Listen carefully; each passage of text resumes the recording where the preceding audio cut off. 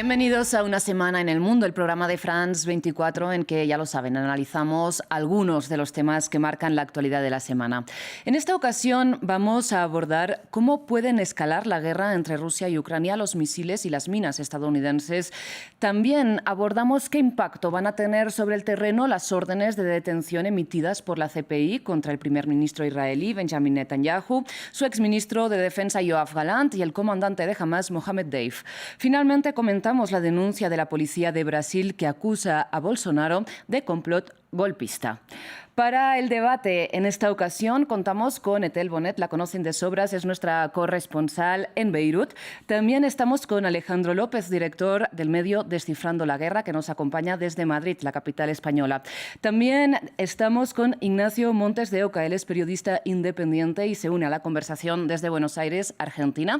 Y aquí en el estudio de France 24 nos acompaña Diana Jayón, ella es jefe de misión y corresponsal en París de la cadena internacional NTN 24 y corresponsal también en París para Deutsche Welle. Muchísimas gracias a los cuatro para haber aceptado la invitación aquí en Una Semana en el Mundo de France 24. Antes de empezar a discutir, les quiero recordar a ustedes que si bien ya saben que pueden repetir este y todos los programas de France 24 a través de nuestra página web y nuestro canal de YouTube, ahora también lo pueden hacer en formato audio a través de las principales plataformas de streaming, son las que ven en sus pantallas. Ahora sí, empezamos hablando de la guerra en Ucrania, porque esta semana el presidente de Estados Unidos, Joe Biden, a 2 meses de dejar la Casa Blanca en manos de Donald Trump, cambió de postura y autorizó a Kiev a utilizar sus misiles supersónicos de unos 300 kilómetros de rango, llamados Attack-MS, para atacar el territorio ruso. Además, también anunció la entrega de minas antipersona al ejército ucraniano.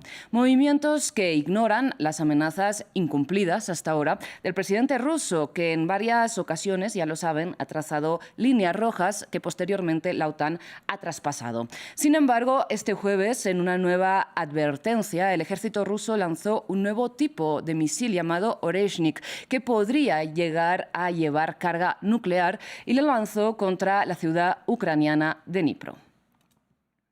Nos consideramos con derecho a utilizar nuestras armas contra las instalaciones militares de aquellos países que permitan que sus armas se utilicen contra nuestras instalaciones. Y en caso de una escalada de acciones agresivas, responderemos con la misma decisión y simetría.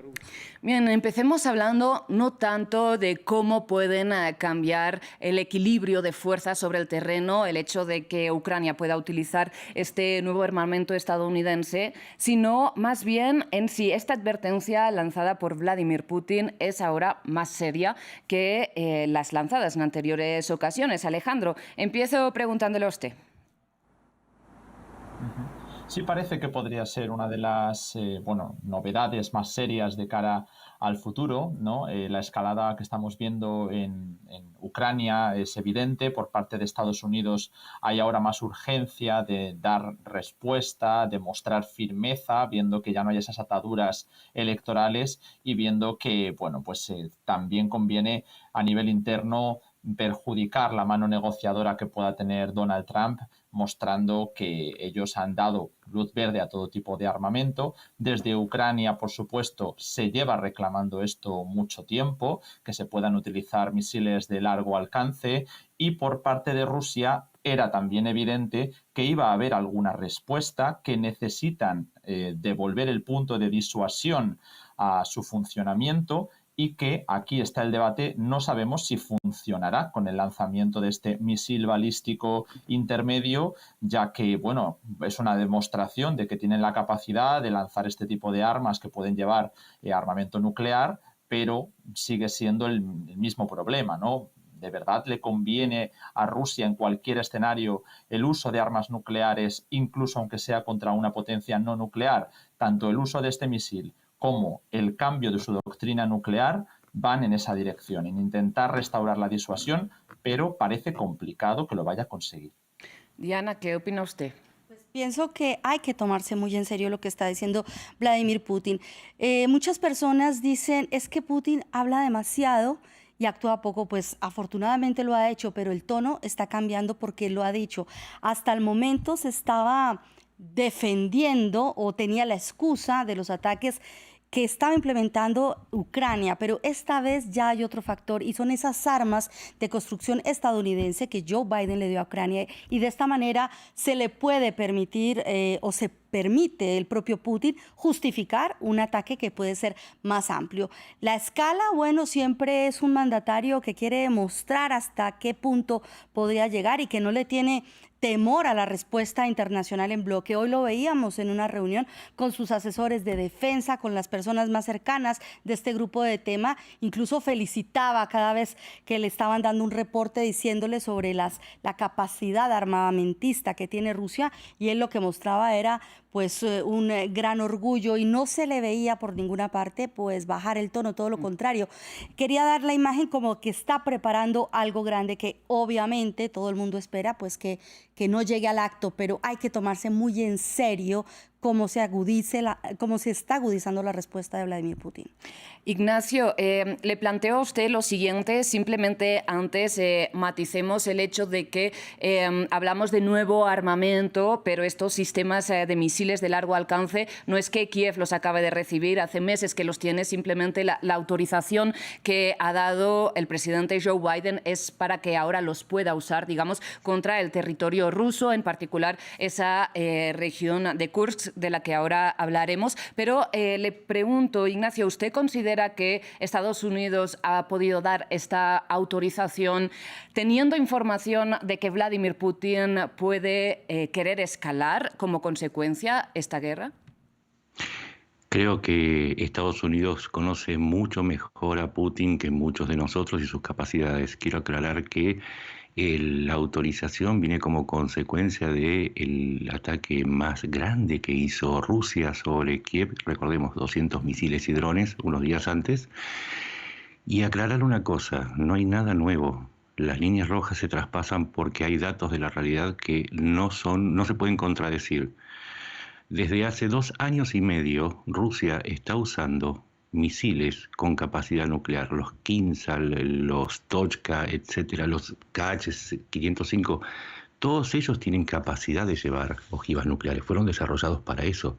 Es decir, que este nuevo supuesto armamento no cambia en nada. Y un último dato, del análisis de los restos de los misiles, del misil lanzado sobre Dnipro, el Pentágono ya avisó y analizó los restos, insisto, que se trata de un RS-26, que es un misil que empezó a ser desarrollado en el año 2015. Es decir, no hay nada nuevo. Y si se desarrolla algo nuevo, no se desarrolla en 6 meses o 1 año, lleva muchos años. Hay que siempre separar la retórica afilada del verdadero riesgo. Y bien, si de momento están ustedes de acuerdo en que esta advertencia o esta amenaza quizás eleva un poco el tono, pero probablemente no desencadene en un escenario distinto al que estamos viendo desde hace meses. La pregunta ahora sí es si Ucrania puede lograr nuevos avances sobre el terreno o directamente avances sobre el terreno o pequeñas victorias en las batallas gracias al uso de este armamento en Kursk. Etel, ¿cómo lo ves?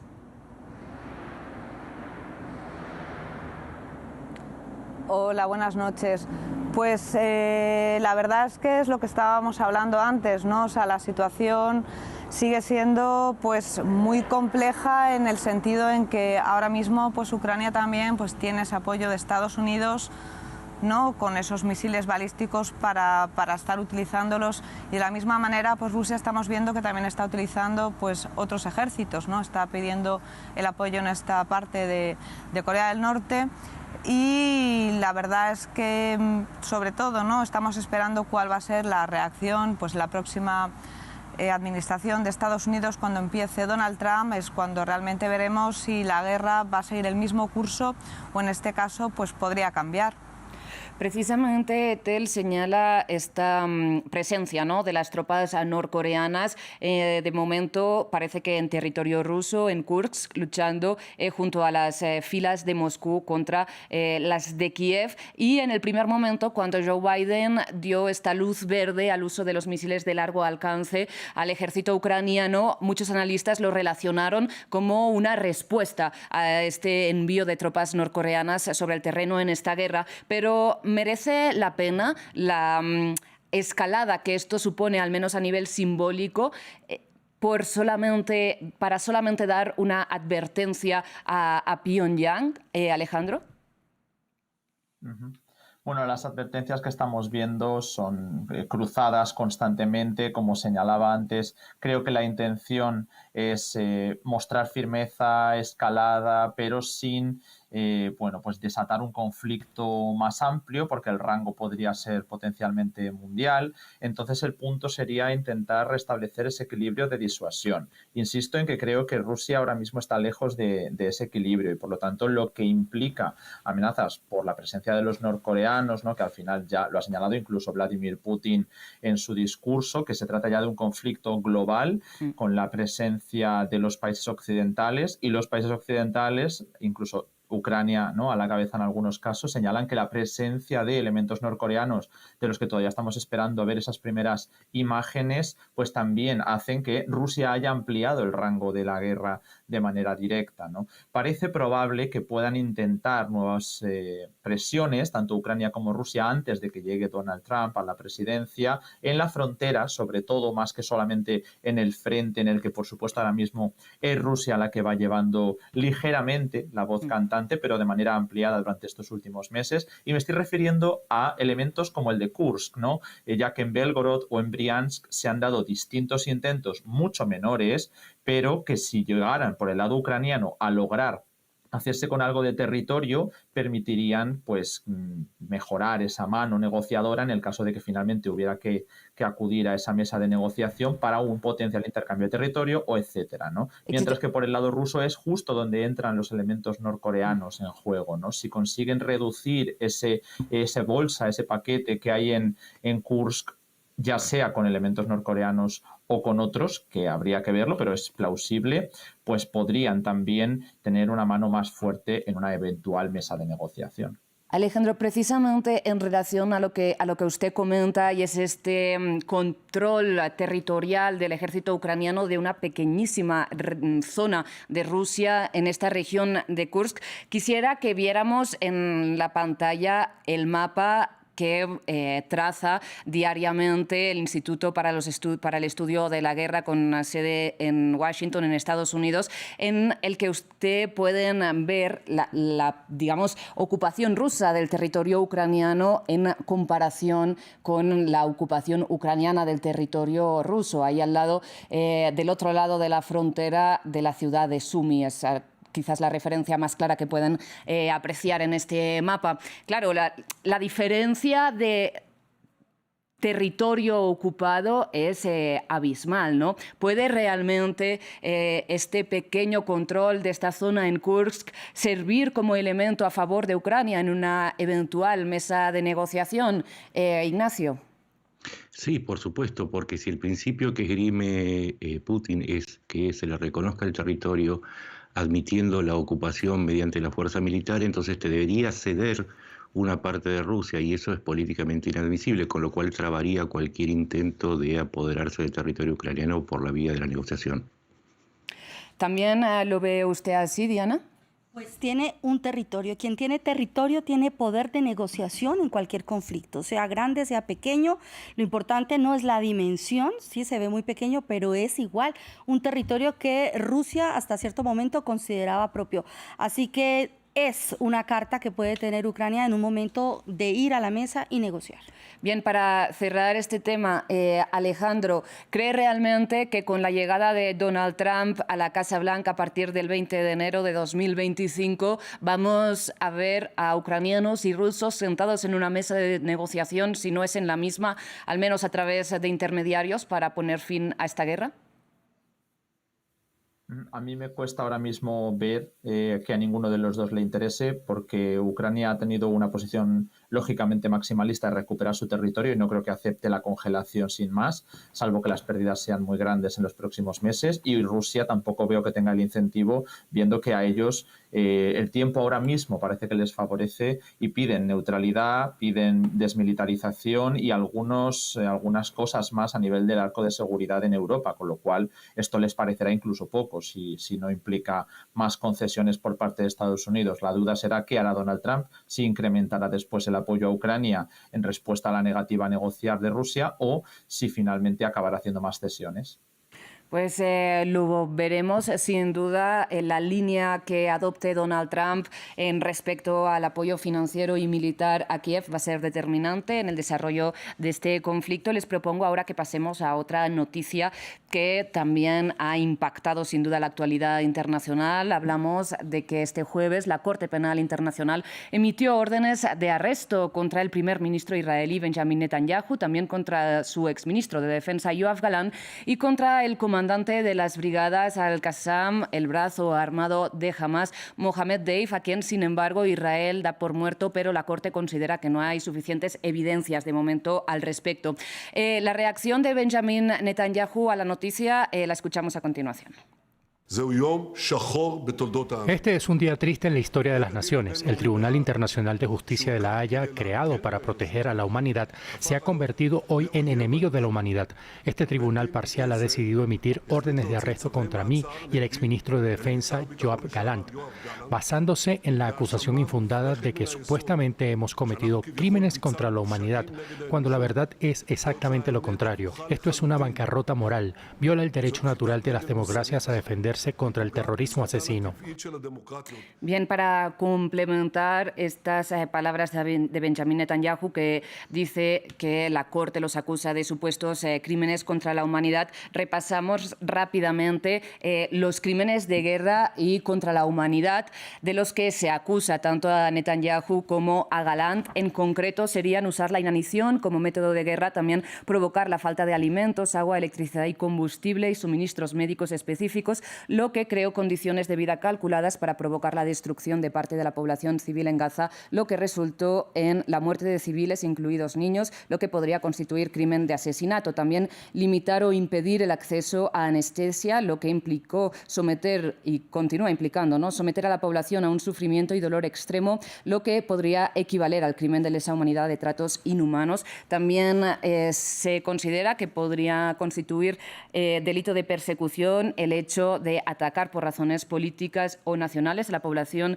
de Gaza, así como atacar a civiles. Por otro lado, a Mohamed Deif, líder de las brigadas Al-Qassam, se lo acusa de su responsabilidad en la organización y ejecución de los ataques del 7 de octubre del 2023. Por lo tanto, se le acusa de exterminio, toma de rehenes y infligir a estos rehenes tortura, violación, tratos crueles y contra la dignidad. Bien, dada un poco el repaso, ¿no?, a este panorama legal, Etel, le pregunto cómo recibió usted desde el terreno, cómo se recibió en Líbano esta noticia. Bueno, pues la verdad es que tenemos que recordar que el primer país, ¿no?, que habló de los crímenes de guerra que está cometiendo Israel, que fue Sudáfrica, pues ya hace prácticamente pues casi un año, o hablemos de 8 o 9 meses, pues realmente pues al final no sirvió de nada, ¿no? O sea, no hubo una condena más generalizada. Se pensó que a lo mejor eso podría de alguna manera pues a que otros países se replantearan, ¿no?, si seguir rearmando o no rearmando Israel, y hasta el momento pues hemos visto que realmente no ha servido para nada. En este caso pues tampoco, ¿no?, se tiene demasiadas esperanzas a que pueda realmente pues acabar, ¿no?, o sea, siendo juzgado tanto Netanyahu como Gallant y como en este caso también Deif, ya que pues estamos viendo que la mayoría de países, aunque están intentando pues condenar, pero la realidad sobre el terreno es que en este caso pues la guerra sigue, Israel sigue siendo rearmado. Ahora pues volvemos a lo mismo, ¿no?, con la nueva administración estadounidense de Donald Trump, donde va a tener muchos más privilegios. Se está hablando pues de esa posibilidad, ¿no?, de que se pueda hasta anexionar Cisjordania dentro de Israel, o incluso cuando ocurrió, ¿no?, cuando fue la noticia, pues estaba precisamente con las negociaciones de alto el fuego pues con Amos Hochstein, y al final pues esas negociaciones también pasaron por alto, no se supo, no se conocen los detalles de si Israel va a aceptar o no va a aceptar un alto el fuego con el Líbano, y entonces pues la verdad es que no se ha tomado de ninguna manera como que otra vez pues no va a haber esa justicia, ¿no?, que debería haber. Precisamente, Tel, hablando de justicia, solo para recordar que cuando hizo las peticiones para estas órdenes de detención, el fiscal Karim Khan de la CPI también pidió órdenes de detención contra Ismail Haniyeh y Yahya Sinwar, líderes de Hamas que han sido, sin embargo, asesinados por Israel, por lo que, sin lugar a dudas, no podrán ser llevados ante los tribunales. Hablando de la posibilidad eventual de que Netanyahu o Gallant lleguen a sentarse en el banquillo de los acusados en La Haya. Alejandro, le pregunto, Estados Unidos ya ha rechazado estas órdenes de petición, estas peticiones, perdón, de detención. ¿Algún país se atrevería a cumplirlas, a ejecutarlas? Bueno, pues es una muy buena pregunta porque ya tenemos una retahíla de países que están diciendo que sí que habría que aplicarlas, especialmente países que se han mostrado críticos con Israel, aunque no hayan querido dar pasos serios y que por lo tanto pues ahora pueden mostrar esa firmeza, pero que es poco probable que Netanyahu decida visitarlos directamente, como puede ser Sudáfrica, como mencionabais, pero también otros como Bélgica o como Irlanda. Se ha hablado algún perfil de España, pero sobre todo los que más crítica han mostrado, por ejemplo, Francia, recientemente Italia y Países Bajos, también países como Jordania. Estos países estarían dispuestos a detener a Netanyahu, aparentemente. El caso más importante para mí es el de Países Bajos, por la cuestión de que el gobierno cuenta con elementos de extrema derecha muy vinculados al sionismo, como el propio Geert Wilders, pero bueno, pues el gabinete actualmente no está controlado solamente por él. Y recientemente, con esos disturbios y enfrentamientos que hubo con los ultras del fútbol, finalmente se ha creado tal sentimiento de propaganda, ¿no?, contra Israel desde los sectores más sionistas. Se ha acusado, por lo tanto, a Países Bajos de antisemitismo y viceversa, ¿no? En Países Bajos ha calado algún tipo de sentimiento de que se está manipulando en favor de Israel. Y esto ha llevado a que, bueno, pues haya países como Estados Unidos y Argentina, que es uno de los que ahora mismo va más de la mano de Estados Unidos en esta cuestión, y de Israel, que hay que recordar que ya sancionaron a la Corte, a algunos miembros de la Corte Penal Internacional, cuando intentaron investigar sus crímenes de guerra en Afganistán, y que tienen una legislación para tal fin, ya que no forman parte de ese estatuto de Roma, aun pidiendo que se deba detener a Vladimir Putin, que tampoco es firmante Rusia. Pues cuando Estados Unidos no es miembro, tiene una legislación conocida tradicionalmente como la Ley para Invadir La Haya, en la que se supone que le dan poder al presidente estadounidense para evitar por todos los medios que se juzgue a los soldados estadounidenses en esta corte. No sabemos si esto se podría aplicar a Israel, aparentemente no, pero tampoco parece probable que el primer ministro israelí vaya a ponerse en riesgo acudiendo a estos países, igual que Putin tampoco lo hizo en Sudáfrica. Ignacio, ¿cómo lee usted estas reacciones internacionales que ha habido a esta decisión de la Corte? Tengo toda la impresión que es una sobreactuación y, como siempre, los datos. Cuando en septiembre Vladimir Putin, que tiene pendiente una orden de arresto por el secuestro de niños ucranianos, visitó Mongolia, que es signatario del Estatuto de Roma y por lo tanto tendría que haber aplicado la orden de detención y arresto, no lo hizo. Y quiero darles un dato que me parece es todavía más significativo. Al-Rashid, que fue el dictador de Sudán, también acusado y con pedido de arresto por genocidio, desde el año 2009 tiene pendiente una orden del CPI. ¿Saben qué? En el año 2015, Al-Rashid fue a una reunión de la Unión Africana. ¿En dónde? En Sudáfrica, el país que promovió la denuncia contra Israel, y no fue detenido. Entonces creo que toda la cuestión se mueve en carriles políticos y ha dividido al mundo en dos bandos, en los que están de acuerdo, los que no están de acuerdo. En los que no están de acuerdo, Netanyahu va a tener que evitar el contacto, pero, y acá, con esto cierro, una cosa es la protección que tiene en este momento por ser primer ministro. Esta orden va a seguir cuando él pierda el poder, eventualmente va a suceder. Habrá que ver si en ese momento cuenta con la cobertura política como para poder seguir evitando un arresto, o si va a quedarse en Israel o circular en esos países en donde funcionarían como santuarios para poder evitar justamente comparecer ante la Corte. Y no olvidemos que Netanyahu enfrenta también la justicia de su propio país por 3 casos vinculados con la corrupción y que debería comparecer ante los tribunales este mismo mes de diciembre. Etel, sin embargo, en Israel, ¿cómo afecta esta decisión de la CPI en lo que es en su entorno político? ¿Netanyahu sale reforzado en su discurso y en las calles? Bueno, en cuanto al gobierno, por supuesto, ya que también estamos hablando ahora mismo, pues que está teniendo todas esas ganancias militares, especialmente, ¿no?, en el sur del Líbano, donde ya hay tropas terrestres que han entrado en el país, y también pues ha dicho, ¿no?, que va a acabar con las guerras tanto del Líbano como de Gaza cuando entre la nueva administración de Donald Trump. Entonces, en estos momentos Israel está, digamos, en una situación, en una posición pues como más de fuerza, ¿no?, con respecto a todo el tema de lo que son las guerras.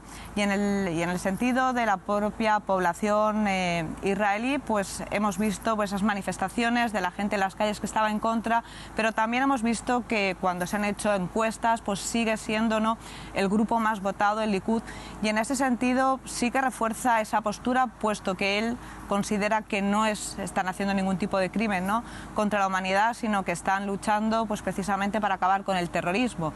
Entonces, de esa manera también, pues todo lo que son los grupos, ¿no?, más de ultraderecha, pues evidentemente le están apoyando. Sí, exactamente.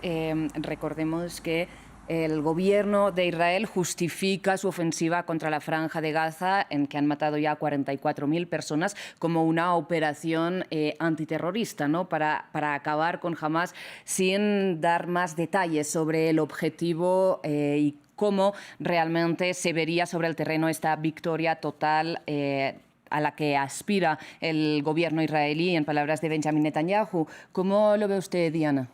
Pues es verdad que esto comenzó después del ataque del 7 de octubre del 2023, donde en un solo día murieron casi 2.000 ciudadanos israelíes. Y en ese momento creo que todo el mundo entendió la furia, entendió el dolor de Israel. Pero hoy estamos hablando que Israel ha magnificado esa cifra intentando hacer justicia y acabar con el grupo terrorista Hamás. Pero no solamente son los datos del Ministerio de Salud de Gaza, también de ONGs, de la ONU, que hablan de miles de personas, de ciudadanos, de civiles que no tenían ningún tipo, al parecer, de vínculo con el grupo terrorista que han padecido. Y entre esos también hablamos de niños, de menores. ¿Qué bebé estaba vinculado con el grupo terrorista Hamás para justificar estas muertes? Así que en un momento dado ya empieza la voz internacional a elevarse y a pedir que pararan con esto que hoy es calificado finalmente como un genocidio por la cantidad de muertes y la manera en que se han ejecutado. Así que en este momento Israel no tiene ya una justificación para decir nos estamos defendiendo y estamos arrasando con toda una población porque perdimos 2.000, entonces ¿cuántos más tienen que morir de esto, repito, sin estar absolutamente seguras que son parte o que tenían algún vínculo con el grupo terrorista que ellos quieren eliminar?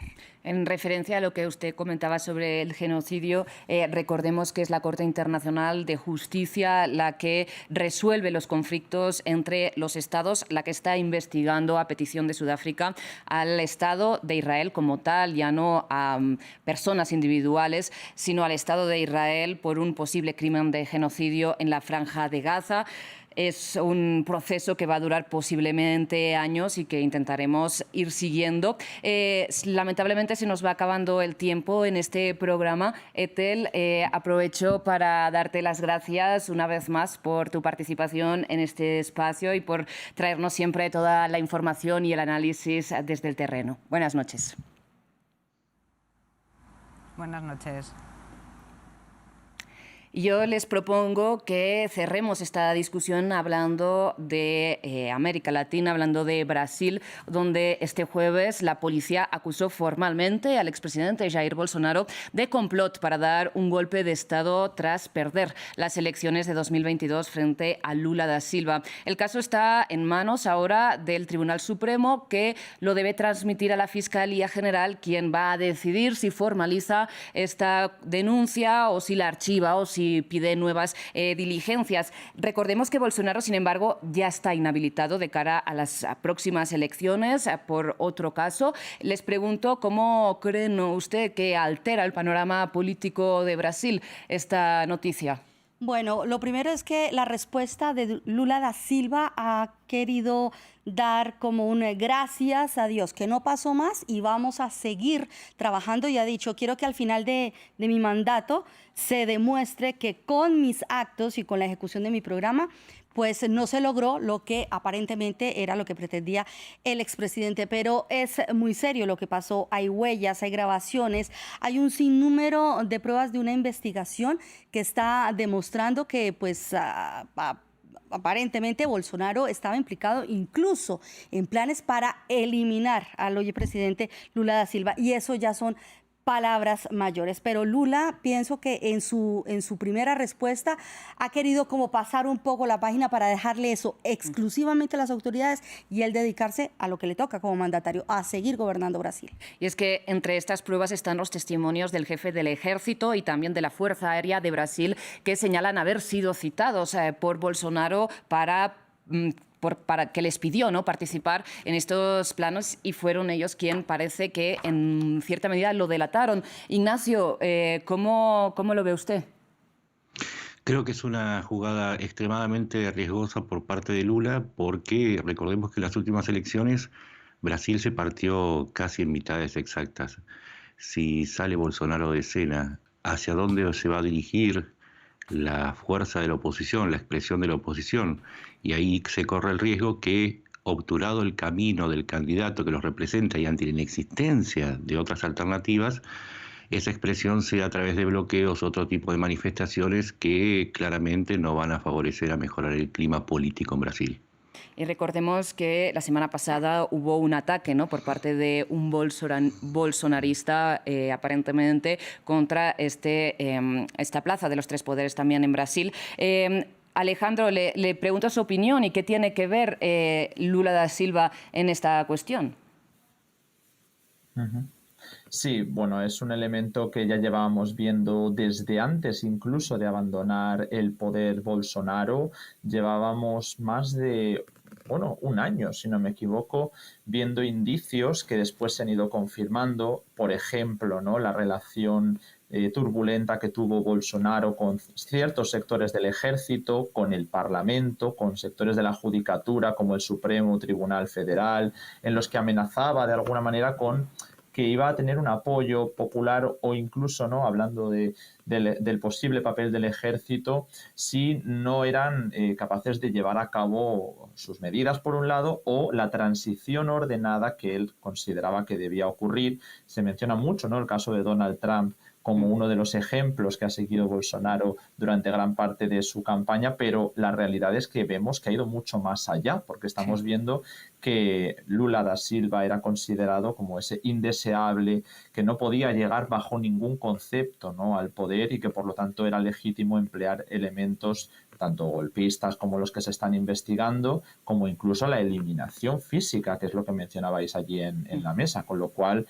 a pesar de que era muy distinta la situación de Lula da Silva del primer mandato con la del actual mandato, por la correlación de fuerzas, esto sí lleva a que esa polarización contra Lula da Silva haya radicalizado al bolsonarismo y ahora se contemple una vía insurreccional o una vía antiinstitucional como la que hemos visto en la Plaza de los Tres Poderes. Pues veremos si se calman las aguas en los próximos meses en Brasil, o si más bien todo lo contrario, qué pasa finalmente con esta investigación que decide la Fiscalía. Les pido, para cerrar este programa, que ya nos quedamos prácticamente sin segundos, una breve reacción, 2 palabras, a esta foto que hemos elegido porque nos ha parecido bastante ilustrativa del reequilibrio de fuerzas. Se trata de la fotografía de los líderes de la APEC en Lima. Vemos al frente, junto a la anfitriona Dina Boluarte, la presidenta de Perú, se encuentra el presidente chino Xi Jinping.